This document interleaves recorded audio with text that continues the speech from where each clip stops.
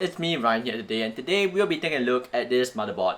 Right here is the Asus Crosshair Formula VIII, which is quite insane. This is a motherboard that will cost more around $862 SGD, and for my US viewers it's around $688, around there.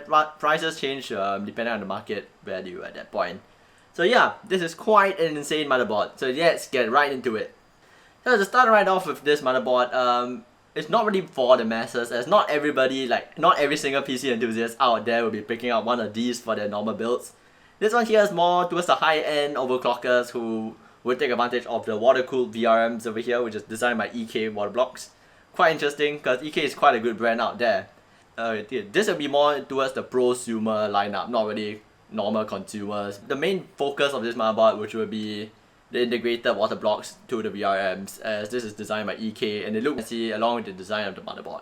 It's also very heavy because it's mostly made out of metal. So at this point, let's dive right into what you get included with this caliber of motherboards. So let's take a look at that. Let's see what is included with this motherboard.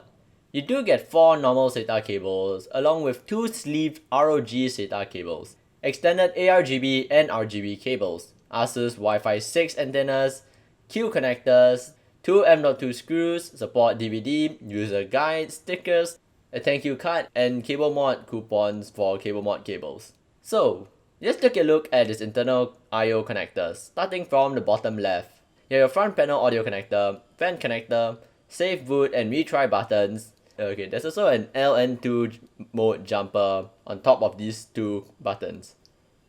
Next to them is a pair of ARGB and RGB connectors, a slow mode switch, node connector, 2 USB 2.0 connectors, thermal sensor connector, USB 3.2 Gen 1 connector, and your large front panel connectors.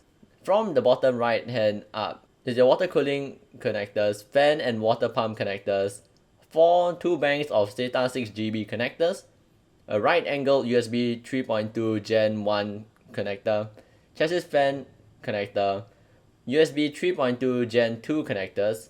There's also a 24-pin power connector with debugged LEDs at the side of it. Right at the top, there's a reset and power buttons, and last of all, an RGB connector. At the top right hand corner of the board is an ARGB connector, 4 fan connectors for different users, high-end fans, AIO pump, and CPU fan connectors. On the extreme left hand side is your CPU power connectors. Now for the rear I/O of this board. Over here, you'll notice the huge amount of USB ports available. So let's get started. Starting from the left hand side, you have a BIOS flashback button and a clear CMOS button. Wi-Fi 6 and Bluetooth 5.0 antenna connectors. 4 USB 3.2 Gen 1 in blue color. And in red colors are USB 3.2 Gen 2 connectors. There's a lot of them.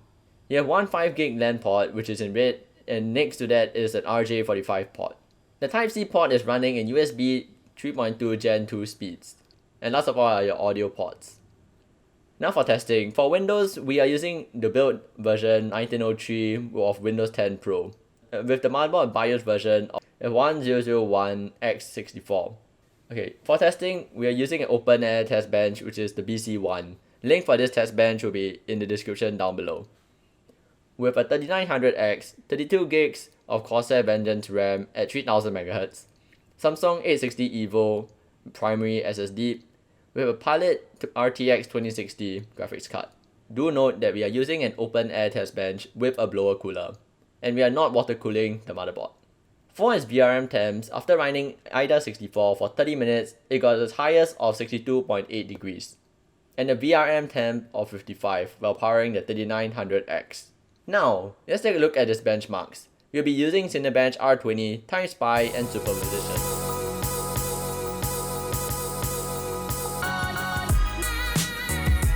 For some things that I wish could be changed with this, to unlock the PCIe lock is really hard, as there are metal surrounding the edges of the PCIe slot, so you can't really remove it easily without using a screwdriver. That can also risk damaging the motherboard if you slip.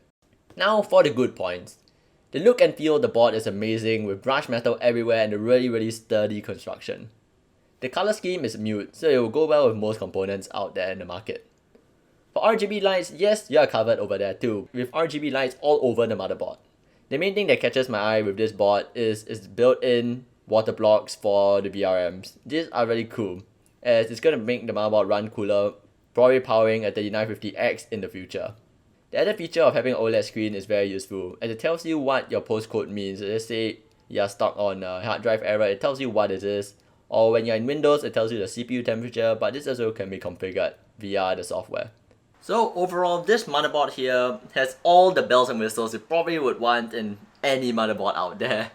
With OLED screen, built-in water blocks, insane power delivery system from a very reputable brand, which is Asus ROG, and generally really nice construction. I would say this looks absolutely insane in any systems, and the lighting here as well is really good. So in this case, yes, it's not really for everybody out there, as not really everybody has a lot of money to spend on the motherboard. It's really for those prosumer people who will be using this type of motherboards or hardcore overclockers.